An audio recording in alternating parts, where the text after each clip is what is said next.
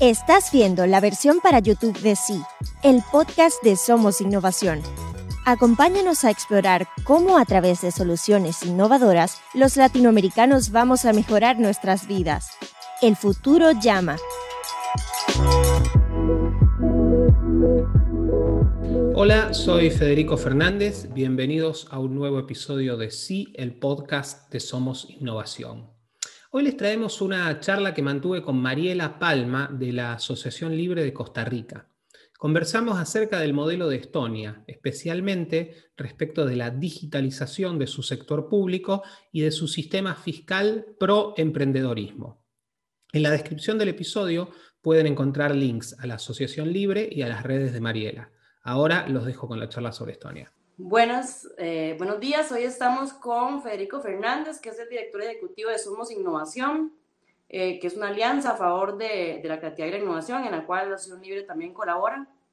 Es Senior Fellow del Austrian Economic Center en Viena, Austria, y presidente de la Fundación Internacional Bases en Rosario, Argentina. También es presidente del Comité Organizador del Congreso Internacional de la Escuela de Economía Austriaca del siglo XXI. El trabajo de Federico, ya sea artículos o campañas, han aparecido en The Economist en Reino Unido, en El País de España, en Yahoo Finance, en El Comercio de Perú, Correjo de Brasil, Newsec en Estados Unidos, Asahi Shimbun, no sé si se pronuncia así, en Japón y La Nación Argentina, entre otros. Además ha dado conferencias en diferentes continentes. Él es argentino, pero hoy nos acompaña desde Polonia, uno de los países bálticos, ¿verdad? Y nos va a hablar de otro de estos países bálticos, que es un modelo a seguir. De hecho, yo siempre me he preguntado por qué siempre se habla de los países nórdicos, ¿verdad? Porque los bálticos en realidad para mí son mucho más exitosos, incluso que los nórdicos, ¿verdad? Hoy vamos a hablar de Estonia, que es un país ejemplar, está entre los 10 primeros del índice de libertad económica. También es uno de los mejores a nivel de educación, según las pruebas PISA, entre otras cosas que nos va a contar Federico. Federico, bienvenido. Muchas gracias por compartir con nosotros. Muchas gracias a vos, Mariela. Es un placer estar con ustedes. Muchas gracias a John también, que nos está ayudando con el soporte de la charla. Como te decía, bueno, estoy muy contento de estar aquí contigo charlando justamente de un país que debería ser más conocido en todo el mundo y sobre todo en Latinoamérica. Así que si te parece, yo la idea que tengo es dar una charla aproximadamente de unos 25 o 30 minutos y después si querés charlamos un rato entre nosotros dos. Claro, y preguntas del público si tuvieran. Sí, por supuesto, sí, genial. Bueno, no tengo presentación de PowerPoint ni nada porque, bueno, tampoco quería que sea tan formal. Me voy a poner el cronómetro para no pasarme, tratar de ser lo más breve posible. Bueno, de nuevo, es un gran placer estar contigo, con todos los amigos de la Asociación Libre de Costa Rica. Como vos decías, la Asociación Libre es miembro de Somos Innovación y estamos muy orgullosos y muy agradecidos por eso. De hecho, entre paréntesis, aprovecho a todos los que estén viendo esto ahora en vivo o que vean el video posteriormente, piensen seriamente en, digamos, no solo seguir a la Asociación Libre en todas sus redes sociales, interiorizarse del gran trabajo que hacen en Costa Rica, sino también, ¿por qué no?, quizás transformarse en donantes de la Asociación Libre. Todo este tipo de organizaciones necesita el apoyo de la sociedad civil para llevar adelante las transformaciones que quieren hacer y bueno, nosotros como digamos, parte de la sociedad civil tenemos que intervenir. Y a veces, digamos, si no se puede aportar dinero, siempre se puede aportar tiempo. Y este tipo de organizaciones, como la Fundación Base en Argentina, de la cual yo formo parte, siempre también estamos a la búsqueda de voluntarios que nos ayuden en nuestro trabajo, así que estoy seguro que desde la Asociación Libre, ya sea de una forma o de otra, van a poder colaborar con ellos. Ténganlo en cuenta porque hacen un trabajo espectacular. Y si les queda un segundito, también pueden visitarnos en somosinnovación.lat e interiorizarse de todo lo que estamos haciendo para defender la innovación, tanto en Costa Rica como en el resto de América Latina. Por supuesto, si les interesa Somos Innovación, pueden contactarme a mí o contactar a Mariela o a cualquiera de los integrantes de la Asociación Libre en Costa Rica para seguir adelante. La charla de hoy, como muy bien indicaba Mariela, tiene que ver con Estonia, este pequeño gran país del Báltico. Quiero empezar, digamos, una breve introducción de qué clase de país es, qué ha pasado en este país en los últimos 70, 80 años, para poder entender un poco el grado, digamos, y la profundidad de las reformas que han hecho y desde dónde parten, que creo que eso es muy importante. Estonia, como bien decía Mariela, es un país sobre el Báltico, está, digamos, desde la perspectiva de ustedes, está Polonia, después viene Lituania, Letonia, Estonia y más arriba todavía Finlandia. Es un país relativamente chico, su población no llega al 1,5 millones de habitantes. En 1939, como ustedes saben, se firmó el nefasto pacto Ribbentrop-Molotov. Ribbentrop y Molotov eran los cancilleres de la Alemania nazi y la Unión Soviética. ¿Por qué traigo esto a colación? Porque, bueno, en 1940, y en parte gracias a ese pacto, la Unión Soviética invadió militarmente y anexó directamente, los volvió parte de la Unión Soviética, no como países, sino se los chupó directamente a los países del Báltico. Esta invasión duró poquito más de 50 años. Para 1989, por suerte, las cosas estaban cambiando. En 1989 en Estonia se dio algo que es maravilloso, que es la llamada cadena del Báltico. 2 millones de personas, desde Estonia hasta Lituania, pasando por Letonia también, se tomaron de las manos al costado de los caminos. ¿Esto por qué? Porque la versión oficial, querían denunciar la versión oficial de la Unión Soviética, se cumplían 50 años desde el nefasto pacto Ribbentrop-Molotov, y querían denunciar la versión oficial de la Unión Soviética que decía que los países del Báltico habían decidido voluntariamente unirse a la Unión Soviética.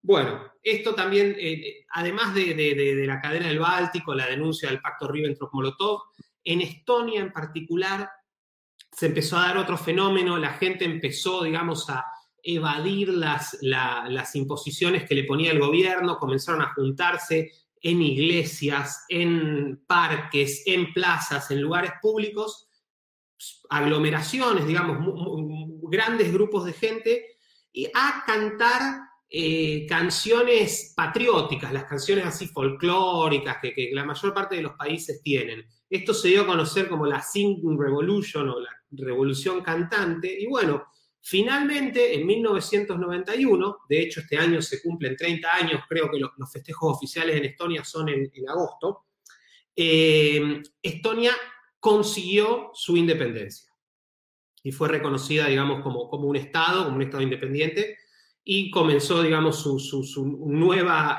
aventura nacional.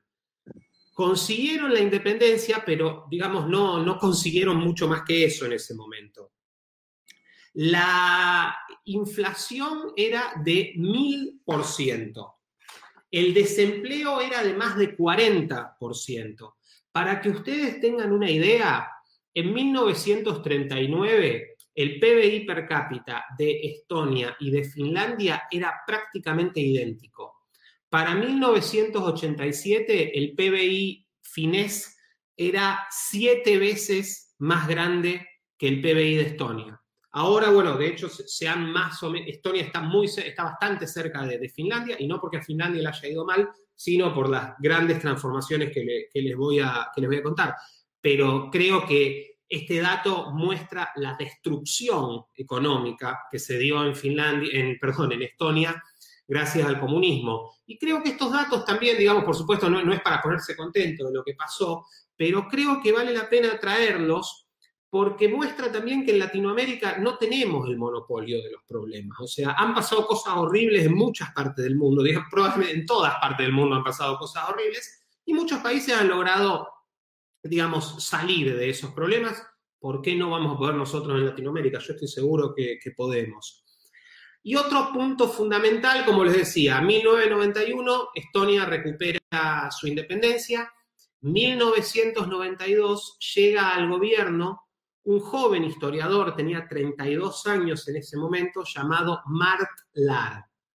Como parte de un nuevo gobierno, él es nombrado primer ministro en una coalición de centro-derecha, podríamos decir, un gobierno muy joven, y llegan con ideas bastante revolucionarias. Es muy gracioso que Mart Laar cuenta que él había leído solo un libro de economía en su vida, por suerte fue un buen libro, que es Libertad de Elegir, de Milton Friedman. Él cuenta, lo que leí me gustó y dije, vamos a aplicarlo. Lo que hicieron bajo el liderazgo de Mart Laar, el tipo de reformas que hicieron fueron, digamos, alucinantes y las aplicaron de una manera lo más rápida y radical posible. Es lo que se llamó en Polonia, y ahora les explico por qué traigo el ejemplo, la famosa terapia de choque. De hecho, Laar lo cuenta en varios artículos que ha escrito al respecto de su experiencia en el gobierno de Estonia. Ellos tomaron como ejemplo las reformas que se estaban haciendo en Polonia bajo el liderazgo de quien era ministro en ese momento, Leszek Balcerowicz. Y Leszek Balcerowicz justamente comenzó lo que en Polonia se dio a llamar la famosa terapia de choque, que era hacer todo lo más rápido posible, hacer todos los cambios lo más drástica y rápidamente posibles. Es muy interesante que ahora que cuando vemos los países, digamos, que estaban detrás de la cortina de hierro, Polonia, y ni hablar Estonia, y quizás la República Checa también, que fueron, digamos, de los más radicales a la hora de hacer las reformas y de los que no estuvieron a medias tintas ni digamos, trataron de hacer procesos graduales, son los que mejor están. Sin negar que tienen problemas, pero son los que mejor han llevado adelante esta transición. Y bueno, el caso de Estonia es uno de los casos más fantásticos de esto. ¿Qué tipo de reformas motorizó Laar y trató de llevar adelante? Bueno, primero y de todo, restablecer el Estado de Derecho y los derechos de propiedad. También se tomaron muy en serio la lucha contra la corrupción y prácticamente la erradicaron. Abrieron el país al mundo a través del comercio libre. Eso es fundamental, digamos, uno de los grandes satanes en muchos países de Latinoamérica es el comercio libre. Grave error a la luz de lo que vemos en Estonia. Privatizaron la mayor parte de la economía e instituyeron, y de esto voy a hablar con cierto detalle en un ratito, instituyeron una política fiscal de flat tax o impuesto plano, que de hecho fue copiado por muchos países en Europa Central, por la propia Rusia, que si no me equivoco aún lo tiene. El punto, antes de que yo, digamos, las dos cosas que les quiero describir con cierta atención es lo que tiene que ver con gobierno digital en Estonia o e-government y la cuestión impositiva. Pero creo que no podemos entender todo lo que viene sucediendo en Estonia, todo lo que viene haciendo, sin entender que este es el espíritu que está a la base de todo lo que sucedió. O sea, no es casualidad que la principal influencia económica de Mart Laar haya sido Milton Friedman, no es casualidad que Mart Laar y su gobierno haya sido un gobierno extremadamente liberal. Sin esto, digamos, no se puede entender lo que ha pasado y tampoco se puede entender por qué las reformas tienen una base tan firme y tan correcta.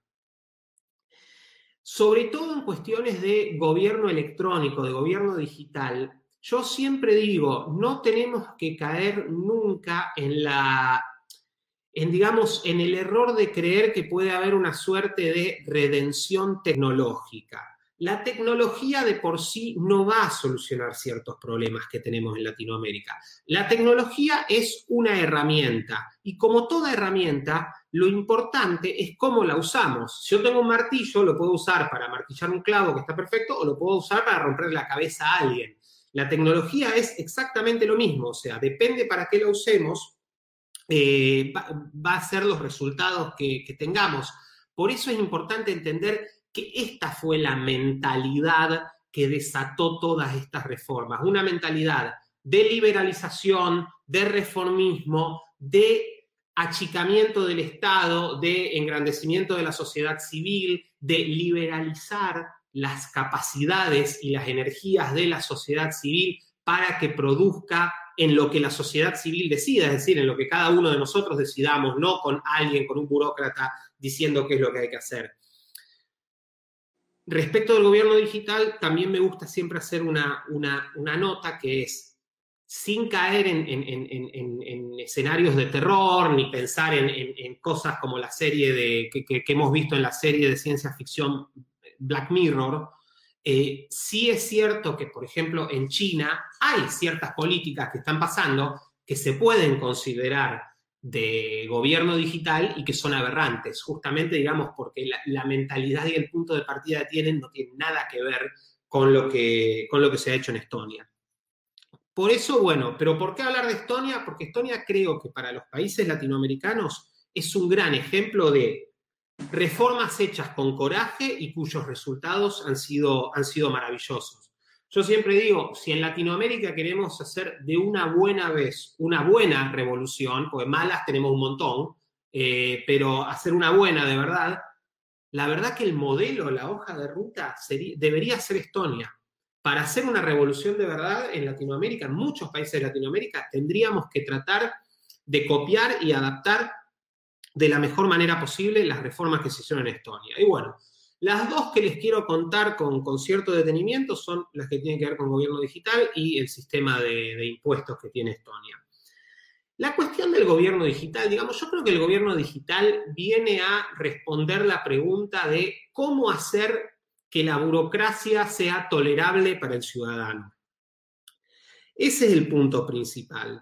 Digamos, digamos, eso es lo que trataron de hacer los estonios. Muy interesante, hace poco lo escuchaba hablar a Marten Kaevats, perdón mi pronunciación del estonio, no sé si se dirá así en estonio, que es como el Chief Digital Advisor del gobierno, y él decía que en parte todo el esfuerzo de gobierno electrónico en Estonia nació porque literalmente el país estaba tan quebrado que no podían sostener una administración tradicional en papel. Lo que es muy interesante, primero, como muestra el desastre que era, pero también muestra, digamos, en mi país, Argentina, la solución siempre es, y aumentemos los impuestos, expropiemos algo, robémonos algo. Entonces, no, acá, digamos, la respuesta del Estado fue, bueno, seamos creativos, seamos innovadores, porque no podemos llevar adelante sino la administración pública. Pero en cualquier caso, digamos, y yendo al concepto de gobierno digital como tal, digamos, la definición estándar de gobierno digital es la utilización de IT, digamos, en la provisión de servicios públicos.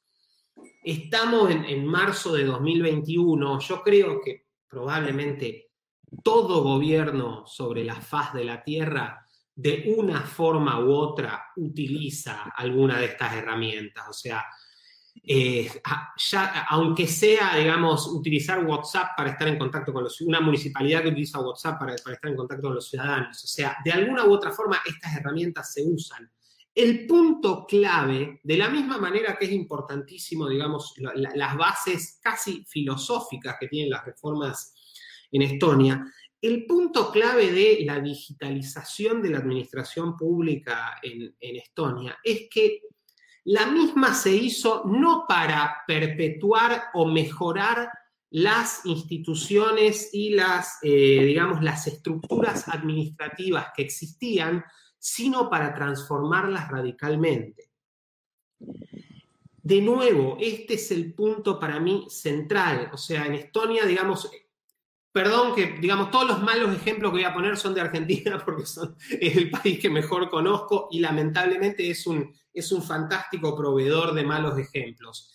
En Argentina, en Argentina hay 170 impuestos aproximadamente.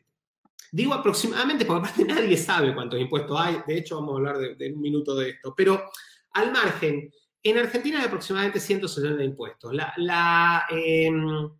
La agencia que se ocupa de cobrar los impuestos se llama AFIP y, por ejemplo, utiliza drones estos aparatos que se manejan casi con un control remoto y que vuelan, para fiscalizar a la producción agropecuaria y agrícola y, digamos, tratar de cobrarles más impuestos, más de los 170 impuestos que ya les cobran.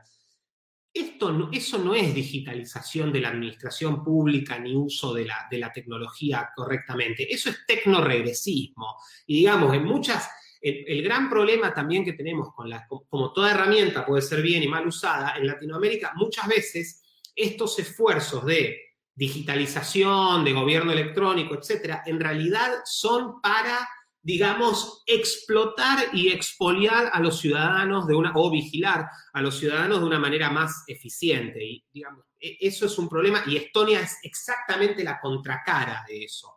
Pero por eso, para enamorarnos de Estonia y tratar de emularla, tenemos que entender también estas dos cuestiones fundamentales. Un reformismo liberal muy marcado y una idea de que la tecnología va a venir a cambiar drásticamente lo que era la administración pública, no a mejorar cómo vamos a explotar a los ciudadanos. ¿Cuáles son los resultados de esta digitalización en la vida día a día de un ciudadano de Estonia? Según fuentes oficiales, y aprovecho entre paréntesis, de todo lo que yo les estoy diciendo, todo lo que les estoy diciendo está documentado. Si les interesa saber las fuentes, me escriben, me contactan o contactan a la Asociación Libre y yo les paso toda la información. 99, según fuentes oficiales, como les decía, 99% de los trámites burocráticos y del acceso a los servicios públicos se hace de manera digital. Las únicas excepciones que tengo entendido existen son casarse, divorciarse y registrar una propiedad. Esas son las tres cosas que aún no se pueden hacer, ya estoy seguro que están tratando de solucionarlas. ¿Qué se entiende? Esto también es muy importante. ¿Qué se entiende por servicio digital? Según las autoridades de Estonia, un servicio digital es un servicio que es punta a punta digital. Esto es que no involucra ningún tipo de papeleo físico, ninguna visita a una oficina pública, ni siquiera una llamada telefónica tradicional. Todo se hace a través de un dispositivo. ¿Cuáles son los resultados de esto? Que, por ejemplo, según también fuentes oficiales, anualmente los ciudadanos de Estonia, los emprendedores, los empresarios, los trabajadores, quienes están tratando de empezar un proyecto, se ahorran en tiempo, digamos, que si no hubieran destinado a la burocracia, el equivalente a 844 años. Para tener una idea, un año tiene 8.760 horas. En Estonia, gracias a la digitalización de la administración pública, los ciudadanos se ahorran prácticamente 7.400.000 horas al año. Esto son horas que pueden destinar a pensar proyectos de inversión, a viajar, a pasar tiempo con su familia, a jugar, no sé, al Pro Evolution Soccer, a hacer lo que quieran. Pero lo pueden hacer gracias a que no tienen que estar perdiendo el tiempo en conseguir un sello, en hacer una fila a las 6 de la mañana para que le den un turno y cosas por el estilo. Otro ejemplo que creo que da una perspectiva muy interesante de los logros de esta digitalización. Tan solo con, digamos, la firma electrónica, que en Estonia, digamos, cada ciudadano tiene una tarjeta de identidad electrónica que le permite firmar documentos de manera fidedigna y segura. Es decir, que cada ciudadano puede hacer prácticamente todos los trámites, como les decía, con su tarjeta y de forma electrónica. Tan solo gracias a poder firmar contratos firmar documentos de manera digital, calculan que se ahorran 2% del PBI al año. En Costa Rica, el PBI en 2019 era de 62.000 millones de dólares. Por favor, Mariela o John, corríjanme si esto no es así. Si este fuera el caso, en Costa Rica se podrían ahorrar 1.200 millones de dólares al año con un sistema similar. Que de nuevo pueden ir a inversión, pueden ir, digamos, a viajes de placer, pueden ir a salidas a restaurantes, pueden ir a un montón de cosas, ahorro, pueden ir a digamos, a pagarle la universidad a tus hijos, a un montón de cosas, pero no son directamente incinerados en el altar de la burocracia que no, digamos, no produce ni genera nada, salvo gasto. Si incluso somos un poco más pesimistas y pensamos que solo en Costa Rica, por X motivo, el ahorro podría ser de 1%, son 600 millones de dólares. Medio por ciento son 300 millones de dólares. Estamos hablando igual de pequeñas fortunas. Para cambiar un domicilio y cambiar tu domicilio oficialmente, aparentemente toma 2 minutos o menos. Y Estonia posee el récord mundial que se puede abrir una empresa en 18 minutos. Yo estoy seguro que es menos lo que toma. Lo que pasa, siempre digo 18 minutos porque tengo la fuente oficial a ese dato. Creo que son 3 o 4 minutos lo que toma abrir una empresa, y de hecho hace poco lo escuchaba a este señor que mencioné hace un rato, Martin Kaveats, y una de las cosas en las que están trabajando ahora es que, por ejemplo, toda la apertura de empresas, de cuentas y de un montón de cosas más que tienen que ver con el gobierno, se pueden hacer incluso a través de Siri, Alexa y cosas por el estilo. Eso, digamos, es el próximo paso que tienen en mente. Como un corolario o digamos, un desprendimiento casi natural de toda esta plataforma digital que la Administración Pública Estonia tiene, es el proyecto la realidad, ya tiene más de 7 años, el programa de la llamada e-residency o residencia electrónica. La e-residency es un programa fantástico, es una pena que el nombre sea un poquito, digamos, lleve un poquito a la confusión, porque, a ver, brinda a todos menos justamente la residencia como tal. Uno normalmente entiende que residencia significa, ok, me puedo mudar a tal país. No, bueno. La idea justamente es para gente que no esté en Estonia, que no sea ciudadano de Estonia, probablemente que no sea ciudadano de la Unión Europea, pero sobre todo que no sea ciudadano de Estonia, lo que permite el programa de la e-residency es acceder a todos los derechos económicos que un ciudadano de Estonia y por ende de la Unión Europea tiene. Esto es muy sencillo, se completan ciertos formularios online, la policía hace como un chequeo de que no seas un terrorista o un delincuente, y eventualmente cuando te dan el ok, recibís una tarjeta inteligente, que es una tarjeta muy similar a lo que sería esta identificación digital que tiene cada ciudadano de Estonia y que te permite hacer básicamente todo y acceder a todos los servicios desde cualquier parte del mundo que accede un ciudadano de Estonia. Ellos ponen un ejemplo, siempre lo uso porque, digamos, está en la página oficial de la e-residency, pero es un ejemplo muy bueno y muy cierto, que es que, digamos, un empresario indio que viva en Singapur puede abrir una empresa en Estonia para atender a sus clientes que están en Alemania y firmar documentos de manera segura en toda la Unión Europea. O sea, esas, entre otras cosas, son las cosas que permite el programa de e-residency. Es muy interesante que este programa, de a poco, yo no entiendo cómo muchos países, a ver, no todos los países tienen un sistema tan bueno como el de Estonia, pero de a poco están apareciendo, digamos, proyectos similares o programas similares en otras partes del mundo. Azerbaiyán tiene uno directamente inspirado en la experiencia de Estonia, implementado por una empresa estonia.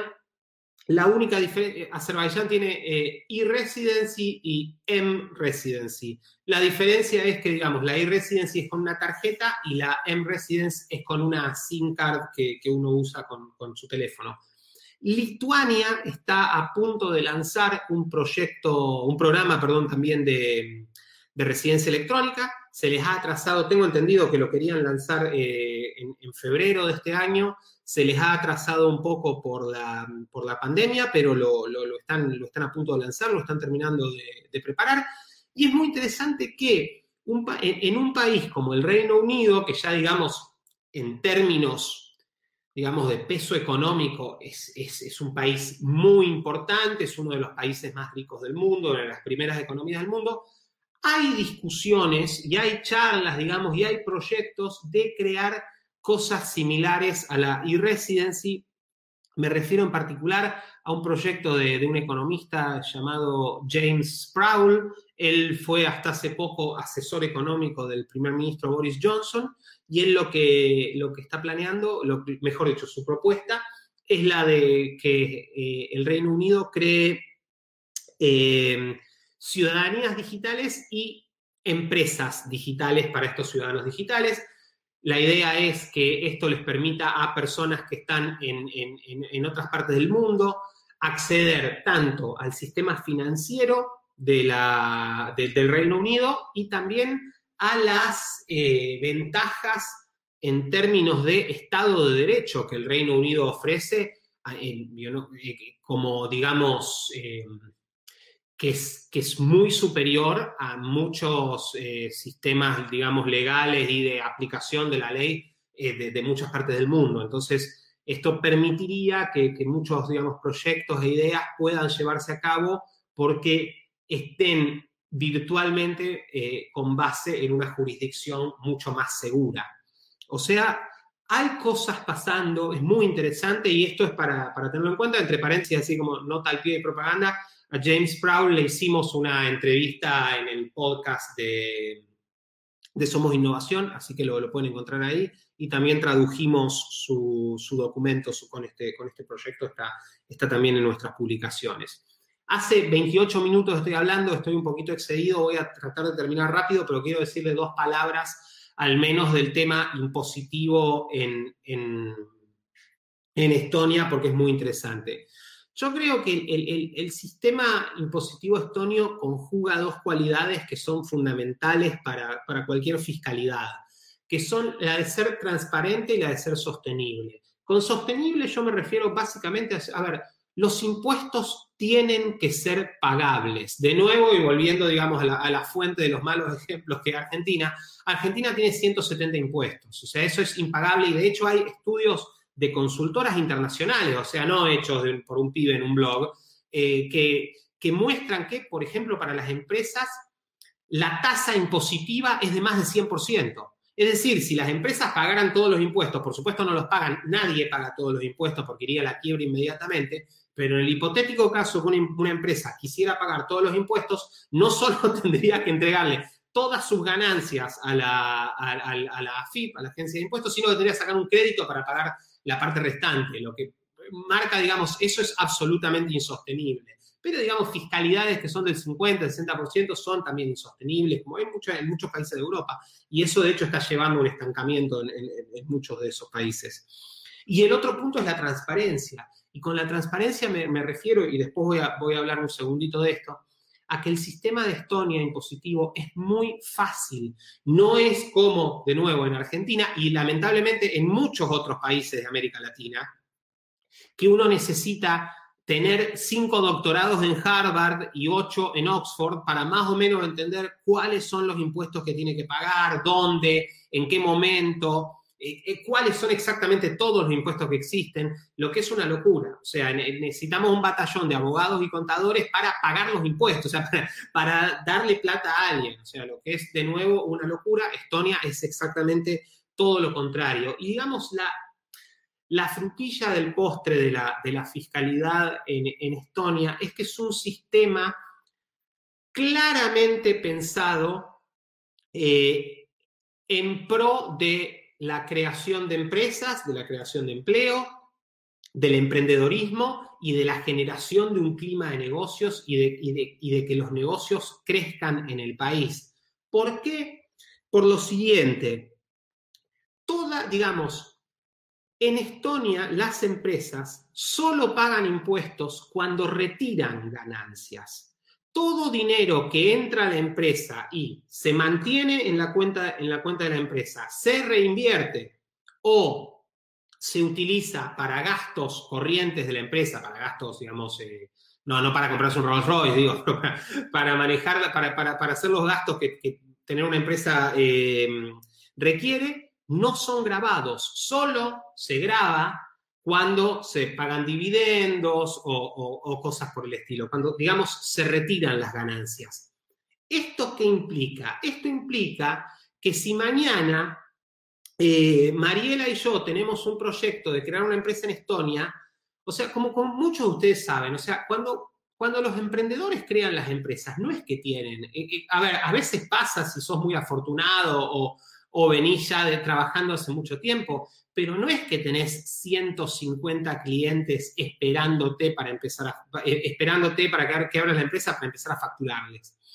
Cuando la mayor parte de las empresas, diría el 90 y pico % de las empresas comienzan, son justamente un proyecto, son prácticamente, digamos, tirarse un lance, hacer un salto de fe en la oscuridad a ver qué pasa. Creo que Elon Musk tiene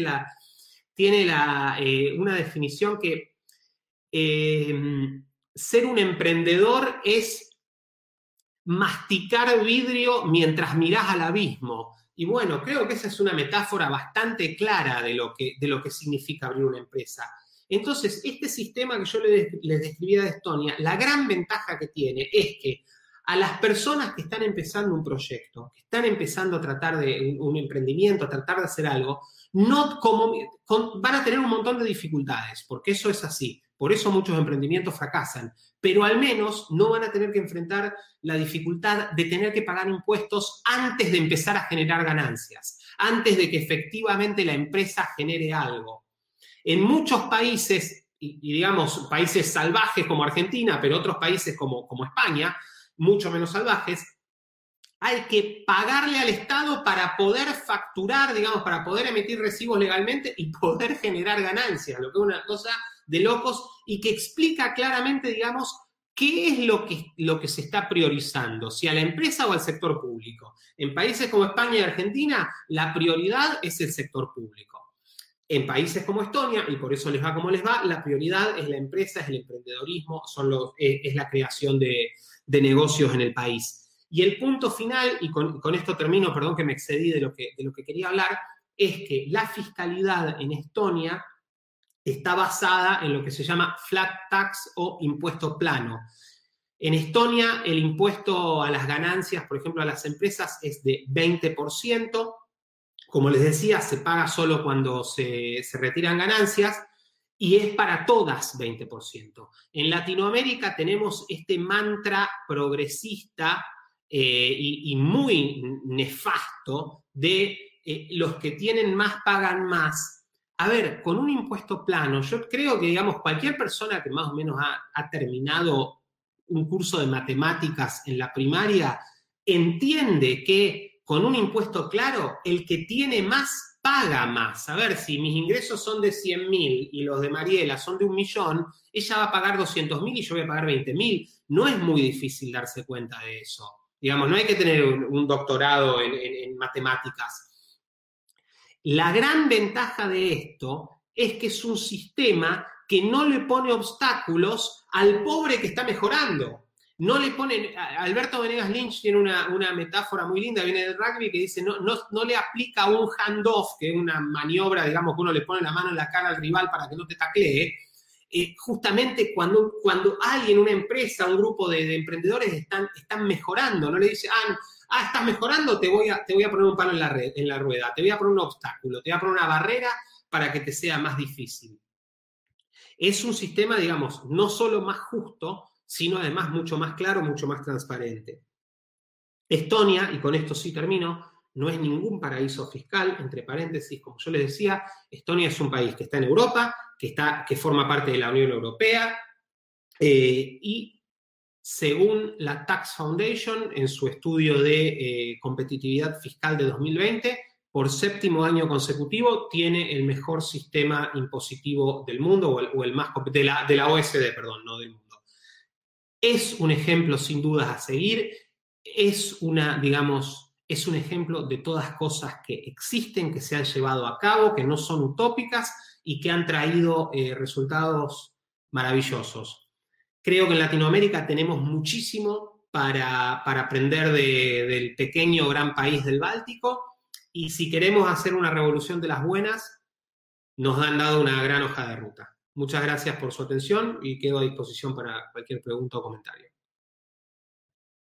Mira, para agregarte, eso que decís es muy interesante en el sentido de que, bueno, acá en Costa Rica, y yo sé que en Argentina y en América Latina en general, muchos tienen la creencia de que si aumentamos impuestos entonces vamos a recaudar más, pero yo estaba viendo que, digamos, desde 1995 se recaudaba en Estonia 735 euros per cápita y actualmente se recaudan 7.008 euros per cápita, o sea, es muchísimo más la recaudación ahora que antes.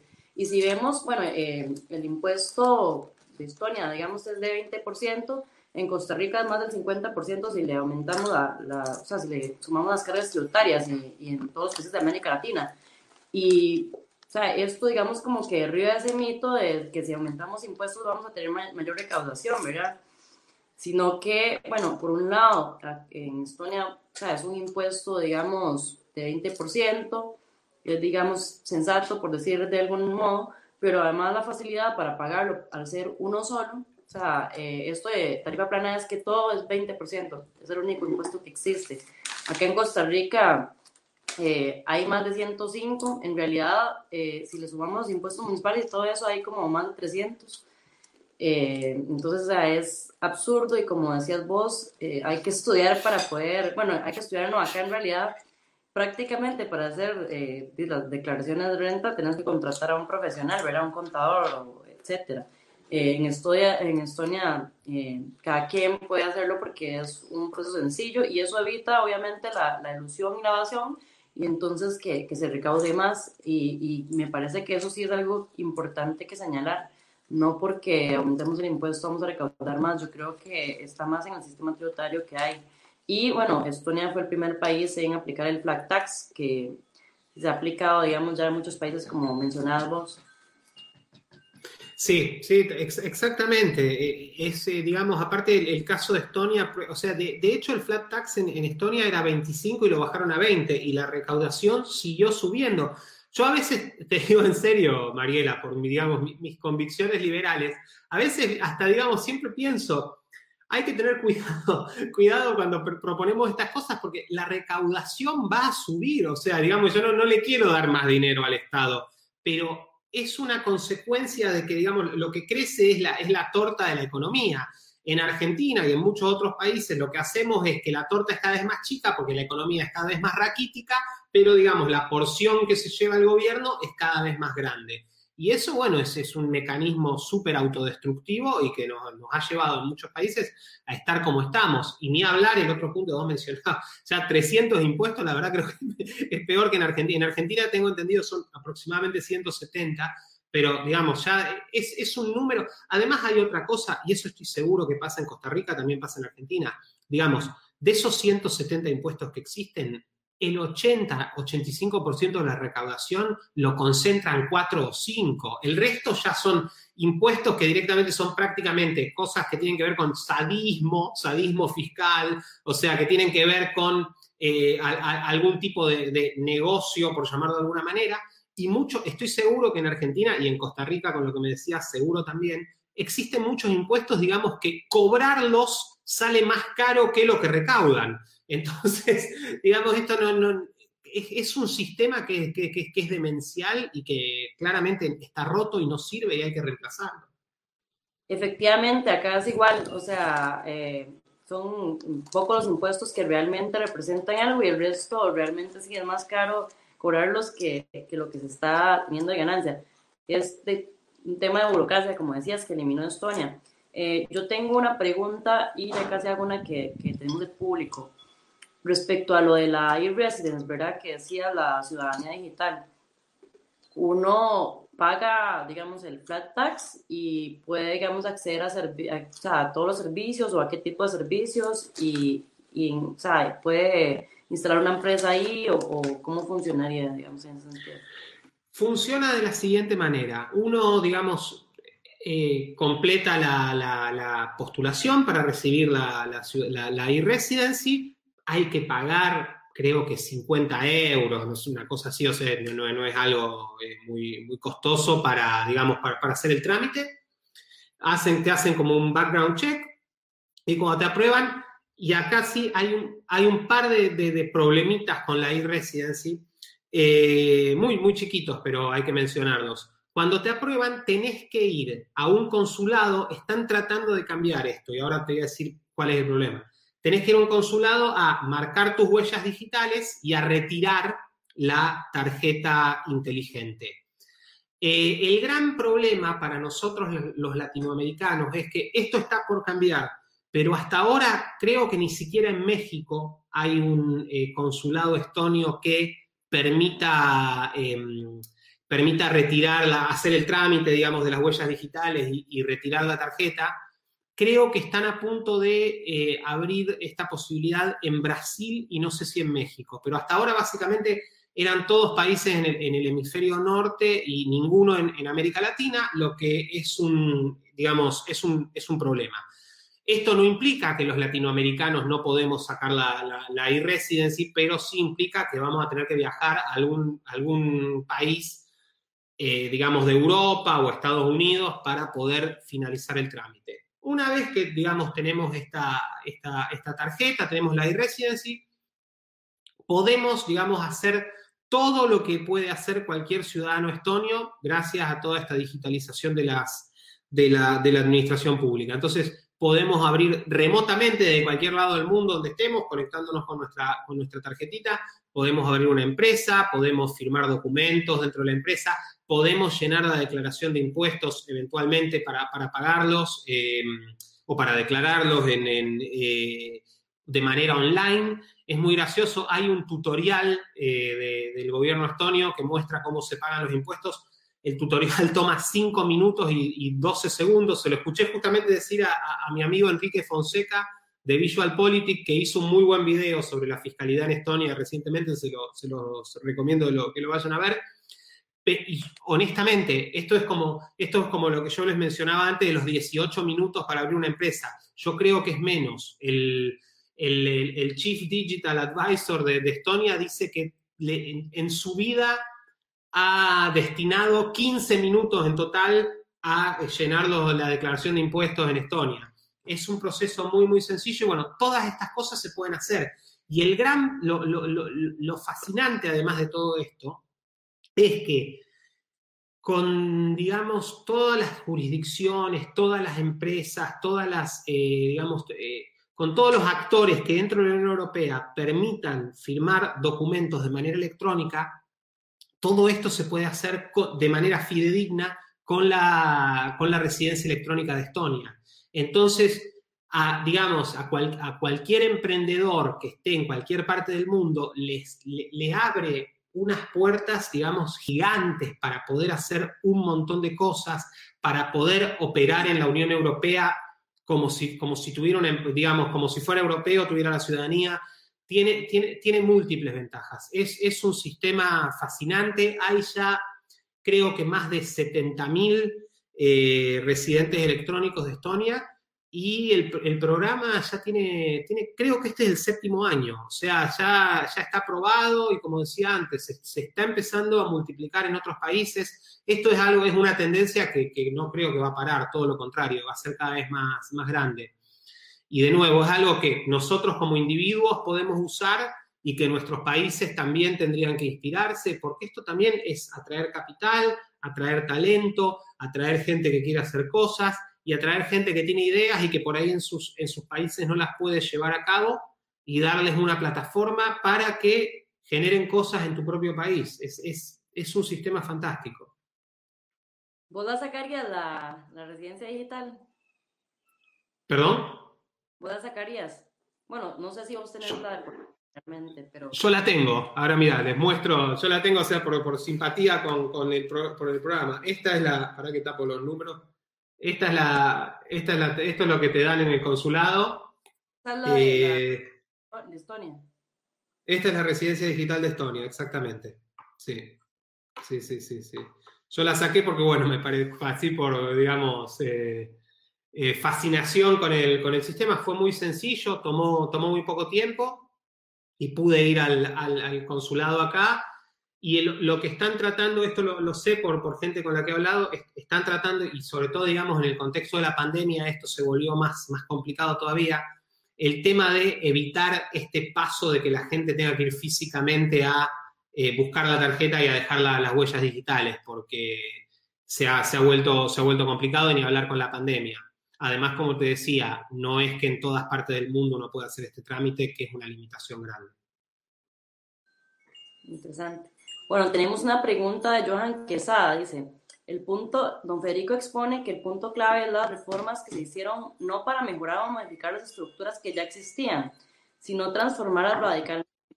Gran punto. En un caso como Costa Rica, donde está tan fragmentado el poder en tantos partidos políticos, ¿cómo analiza una posible transición cuando de toda oferta partidaria, a excepción de un partido emergente, ninguno habla de una reforma estructural profunda como la que escribe? Todos se quedan en parches en el sistema actual. O sea, básicamente, bueno, como formar con tan poca voluntad política, ¿verdad? Sí. Es una muy buena pregunta y a ver, Mariela, estimo que vos probablemente tengas una mejor respuesta que la mía. Yo para empezar rápidamente, a ver, ese es un desafío que no está solo en Costa Rica, digamos, que es la mayor parte de los países latinoamericanos, tenemos cierta resistencia al cambio. Pero, y acá sí quiero hacer, digamos, una nota positiva, yo creo que la resistencia al cambio, como muy bien decía John en su pregunta, está más en la clase política que en la sociedad civil. Y creo que de la sociedad civil hay cada vez más un pedido porque ciertas cuestiones se modernicen, porque ciertas estructuras que se han vuelto, digamos, cadenas que nos obstaculizan y nos impiden hacer cosas, dejen de existir. Nadie abiertamente puede decir viva la burocracia, o sea, es genial que tengamos que hacer 75 trámites para abrir una empresa o que haya 300 impuestos. Entonces creo que el desafío es, nosotros también tenemos que primero generar la corriente más fuerte que se pueda por parte de la sociedad civil. Por eso es muy importante que, por ejemplo, la Asociación Libre, el trabajo que hace en Costa Rica, y estoy seguro de muchos otros grupos, para instalar estos temas y también visibilizar a toda la gente que quiere un cambio, como para tratar, digamos, de encenderle la perspicacia a los políticos, de decirles, miren, no necesariamente tienen que estar tan comprometidos con el status quo, con lo que es hasta ahora. También, digamos, hacer reformas les va a hacer redituable políticamente, porque es lo que la gente demanda. Y yo estoy seguro, vos sabés, Mariela, nosotros hicimos esta encuesta con Somos Innovación, lamentablemente no en Costa Rica, pero la hicimos en 5 países latinoamericanos, Argentina, Brasil, Chile, Colombia y México, y la imagen que uno se queda es eso. Yo creo que hay una crisis de representatividad muy grande, una brecha muy grande entre las sociedades civiles y la partidocracia, los políticos. Y bueno, hay que zanjarla, pero es muy importante que, a mí me parece que en cada uno de nuestros países hay una demanda cada vez más creciente por más innovación, por más, digamos, libertades a la hora de poder desarrollarnos, de poder desarrollar nuestras actividades. Así que, bueno, es un escenario complicado, pero también con cosas interesantes pasando y tenemos que arremangarnos y trabajar para mejorar. Sí, bueno, ya que me piden mi opinión, yo considero que tienen razón en el sentido de que yo sí creo que una cosa es, digamos, la necesidad o el deseo que tienen la población en general y otra, los partidos, la representatividad que tenemos como que sí tienen, por así decirlo, cuestiones intereses, ¿verdad?, de grupos de presión, etcétera. Entonces yo creo que la manera, ¿verdad?, es con este tipo de espacios y otro tipo de espacios, ¿verdad?, desde la sociedad civil presionar un poco a los que sí están, digamos, tomando ese tipo de decisiones y convencerlos, porque además yo creo que hay suficiente evidencia de qué hay que hacer y qué no hay que hacer. O sea, me parece que ya a estas alturas tenemos demasiada información, más bien estamos sobreinformados y el que no quiere ver lo que hay que hacer es simplemente porque no quiere, ¿verdad? Porque la evidencia existe. O sea, hoy estamos dando evidencia, digamos, por ejemplo, de qué funciona y de que, por ejemplo, Estonia es un ejemplo perfecto, porque fue un país exsoviético, o sea, y estuvo en pésima situación cuando aplicó políticas de la URSS, y bueno, hoy que es realmente revolucionario en el sentido de que ha hecho cambios que ningún otro país ha hecho, ¿verdad? Y ha liderado estos cambios. Me parece que es evidente el bienestar que ha tenido Estonia. Y muchas veces se dice, bueno, es que el tema económico, pero no, o sea, si vemos otro tipo de índices en Estonia, como les comentaba al principio, en educación es muy superior al de muchos países. Entonces, más bien se ha permitido que un bienestar en general, o sea, en Estonia. Yo no sé, Federico, tal vez, si vos me puedes decir más o menos, o sea, qué diferencias podrían haber, digamos, en algunos países bálticos, no sé, entre Polonia y Estonia, o sea, tal vez como para yo entender un poco, porque, o sea, conozco los dos, he leído los dos me parecen países extraordinarios y como modelos a seguir, pero me gustaría pues, escuchar tu opinión ya que estás viviendo ahí, ¿verdad? Y conoces más de cerca el tema. Mira, a ver, yo mencionaba hace un rato el índice de la Tax Foundation, de competitividad fiscal, que mide los países de la OCDE. Estonia el primero, el segundo, Letonia, el sexto, si no me equivoco, y por favor, si alguien me está escuchando, vaya a la Tax Foundation, pero creo que estoy casi seguro que es como les decía. Primero Estonia, segundo Letonia, sexto Lituania. Eso te dice algo. Polonia, 34 de 36, si no me equivoco. Y Chile, cosa que me llamó poderosamente la atención, también muy mal, creo que 35 o 36. O sea que, digamos, hay cosas, ahí vemos claramente. Yo creo, en Europa, digamos, Europa en general no es un continente muy dinámico, pero hay como bolsones de gran dinamismo todavía, y ojalá que esas partes de Europa se vuelvan como un buen ejemplo para el resto de Europa, porque hoy, a ver, Francia es un país alucinante, súper lindo para vivir, un montón de cosas positivas, pero, digamos, no es una meca de los emprendedores. O sea, y de hecho los franceses más talentosos tratan de irse de Francia, digamos, las empresas más grandes tratan de abrir filiales en otro lado, porque, digamos, se ha priorizado lo fiscal, se ha priorizado la recaudación, se ha priorizado un Estado que se ha vuelto muy grande.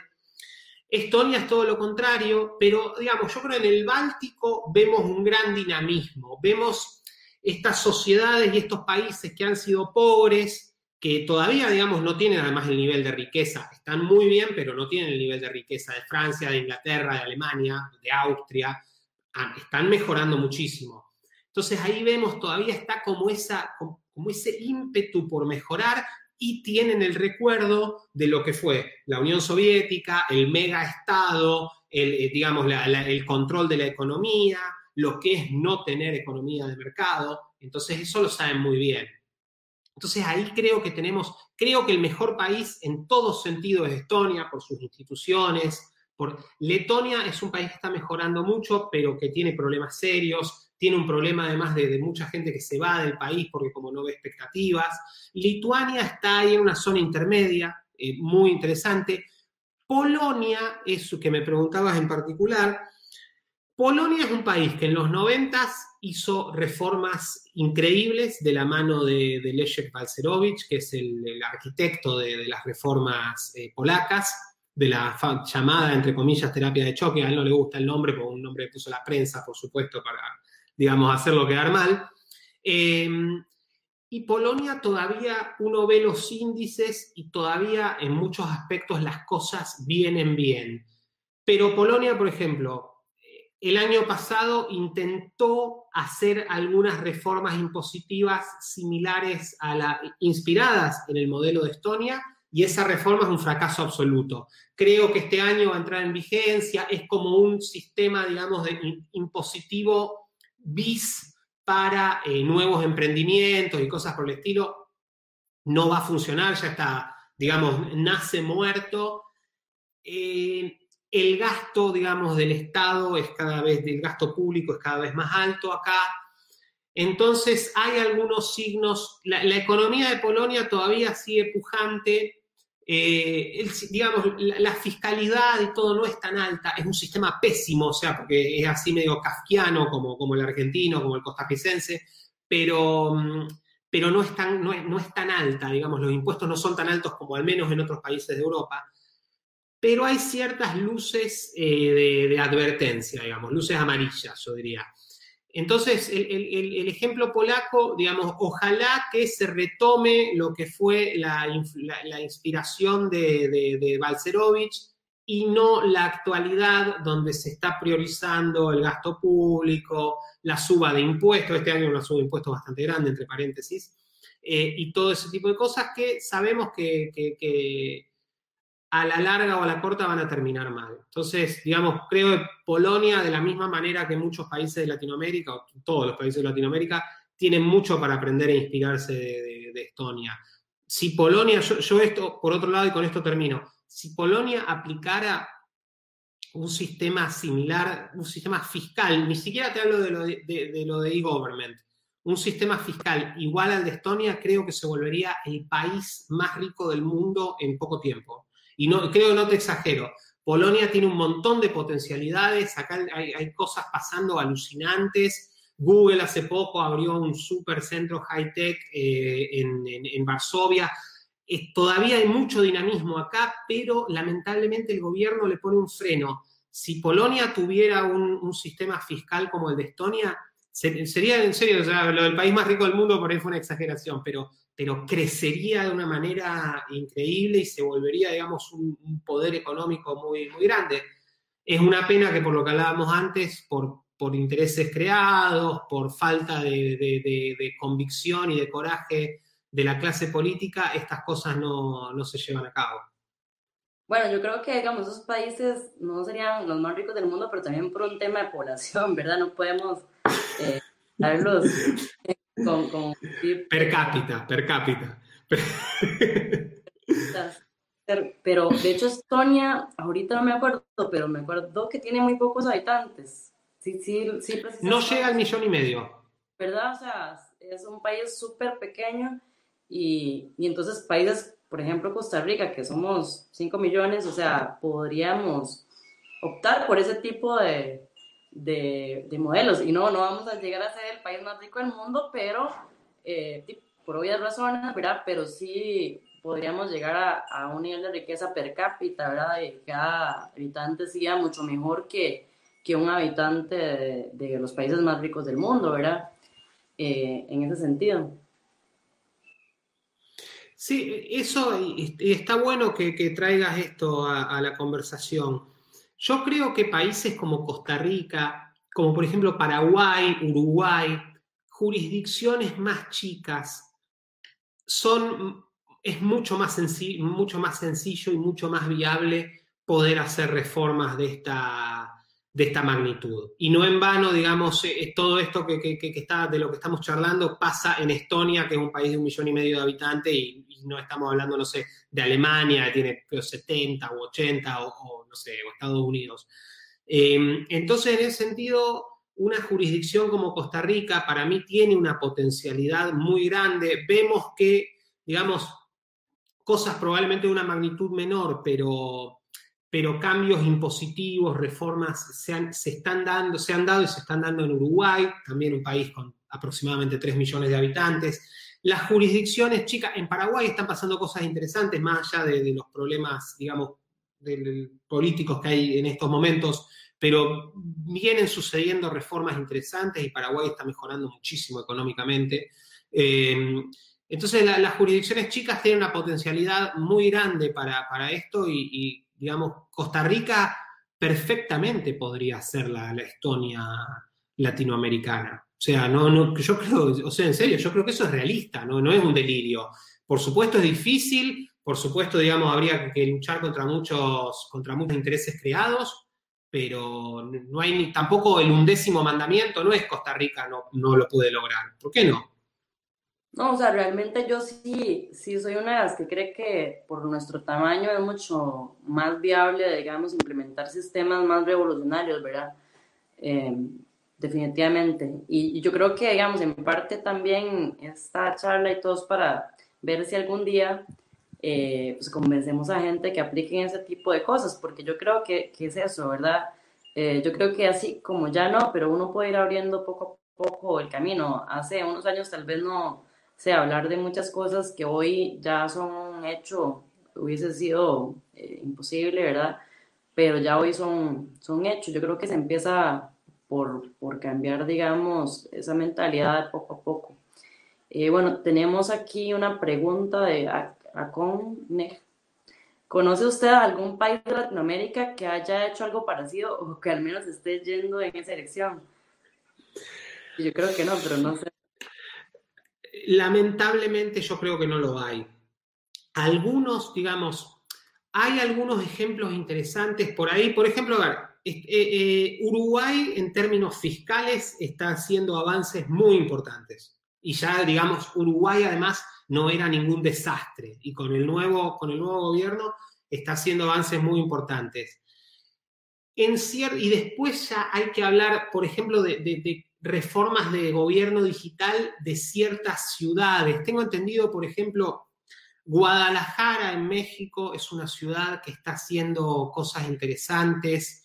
En Argentina hay algunas ciudades chiquitas o relativamente chicas como Bahía Blanca que están tratando de hacer cosas, pero es más local y es más, digamos, o sea, la magnitud es mucho más chica.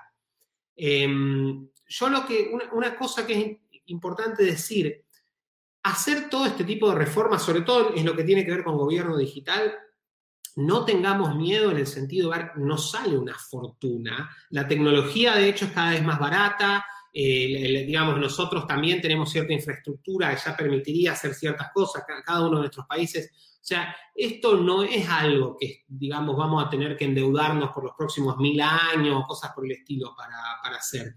Y hay ya pequeños ejemplos, pero podríamos mejorar mucho más. La clave también está en que vamos a necesitar, digamos, cambiar la mentalidad de la gente que está en la burocracia, de los tomadores de decisiones, porque esto, sobre todo, para llevarlo adelante tiene que ser para generar una simplificación, no para generar una esclavitud más eficiente.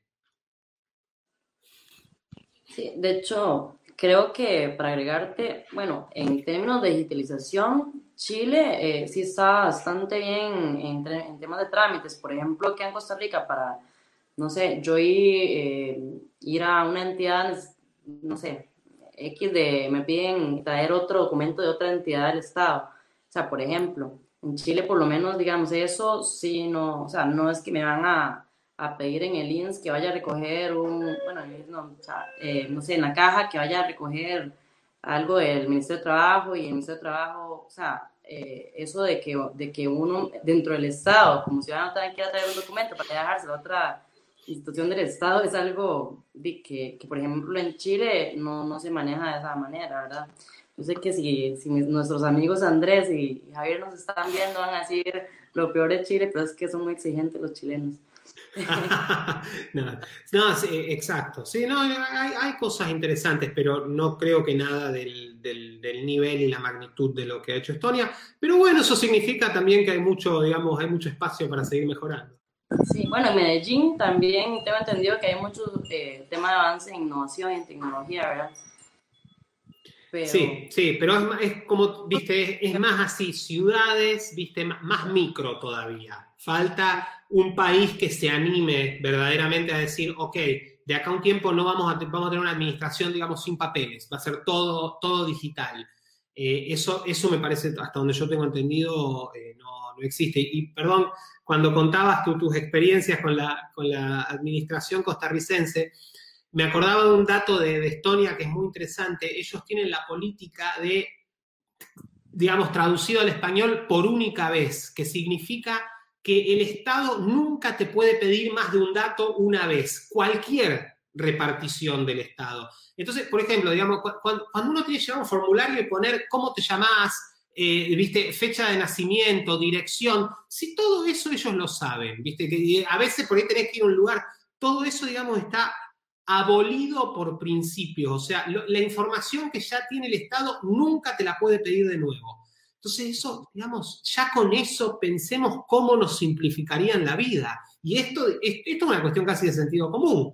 Lo que pasa es que, digamos, el sentido común en la administración pública es el menos común de los sentidos, pero esta tendría que ser la norma. Y esta es una de las cosas alucinantes de Estonia y, digamos, ¿quién puede decir, no, es mejor que 70 veces tengas que completar el mismo formulario? Este tipo de cosas, digamos, si las sabemos presentar bien, es muy difícil que alguien se oponga. ¿Viste? Es muy difícil que alguien diga, no, la burocracia es genial. Que la gente pierda tiempo, pierda dinero, tenga que contratar 75 contadores. Hay espacio para vender estas ideas, en el buen sentido me refiero. Me da risa porque me acordé de algo que decía un jefe mío. Es que acá bueno, no sé si todavía, pero se tenía que llevar el acta de nacimiento cada año lectivo para matricular al estudiante. Entonces decía, yo no entiendo cómo es que hay que seguir demostrando que nació, o sea, que ya nació.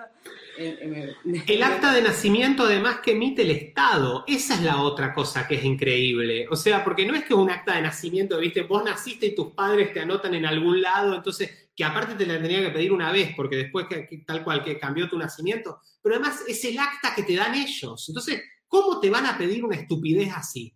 Si ellos son el ente que la emite. Sí, perdón la interrupción, pero... No, eso era, es que me acordé de eso y realmente sí, no tiene sentido que tenga que demostrar que nací, digamos, porque ya lo había demostrado que nací, digamos. Por así decirlo. No tiene mucho sentido. No sé si querés hacer como algún cierre sobre Estonia, algo que penses que no haya quedado abarcado. A ver, hay mucho para hablar. Creo que, a ver, hay cuestiones respecto de todo el trasfondo tecnológico que está atrás de esto, que yo no soy la persona más idónea para hablarla, pero también es interesante. Aprovecho para hacer una mínima publicidad. En muy poco tiempo, el Centro de Estudios Económicos Argentina Siglo XXI, que es un think tank argentino, va a publicar un libro sobre políticas públicas, en el cual nos permitieron participar a Somos Innovación, y nuestro capítulo, digamos, tiene que ver con Estonia. Y en ese capítulo, que yo coescribí con un joven europeo que se llama Will de Vries, hablamos tanto de la cuestión impositiva de gobierno digital como de todo el trasfondo tecnológico. Ese libro va a estar, digamos, publicado en PDF, va a estar disponible para quien lo descargue, así que ahí va a haber, es un buen documento y además va a haber un montón de fuentes para seguir profundizando. Y después creo que la experiencia de Estonia hay que tratar de difundirla lo más que se puede, porque es un país pensemos, un país de 1 millón y pico de habitantes invadido por la Unión Soviética. O sea, eso es más o menos como que, yo siempre digo, es como que Uruguay lo invada a la India. O sea, imagínense el desastre que hicieron los rusos ahí y se han logrado levantar. Entonces, ¿por qué nosotros no? ¿Por qué en Latinoamérica no podemos hacer cosas similares o mejores? Está todo dado para hacerlo, tenemos que, digamos, ser mejores al tratar de difundir estas ideas, al tratar no solo de difundirlas, sino lograr que se apliquen. ¿Y por qué no? ¿Por qué no podemos nosotros volvernos países como estos países que admiramos? Yo creo que tenemos mucho por ganar y que estas cosas son posibles de hacer. Me parece eso lo más importante, y para todos los que le importen este tipo de cosas, en somosinnovación.lat podemos seguir en contacto por esto y por muchas otras cosas más que estamos haciendo en toda Latinoamérica para difundir la innovación y la creatividad humana. Sí, bueno, de mi parte, muchísimas gracias. Segundo, bueno, reiterarles que varios de los documentos que mencionó Federico están en somosinnovación.lat. Igual, nosotros, cuando salga ese estudio, lo estaremos compartiendo en Asociación Libre. Muchas gracias, Federico, de verdad que fue muy provechoso. Gracias también a Fundación Bases. Y pues espero que nos acompañes en otro momento. De hecho, tengo ganas de invitar a Lorenzo Montanari, el presidente de Tax Foundation, que es, bueno, son los que estudian todos los sistemas tributarios del mundo, para que nos explique un poco también, tal vez hacer un análisis de los sistemas tributarios y que ellos hacen índices, ¿verdad?, de la facilidad de todo esto, tengo como pensado invitarlo pronto, entonces ahí estaremos ampliando un poco de este sistema tributario. Y gracias. Gracias a ustedes, siempre un placer. Sí, es el podcast de Somos Innovación. Visita somosinnovacion.lat para suscribirte. Y no olvides compartir este episodio a través de tus redes.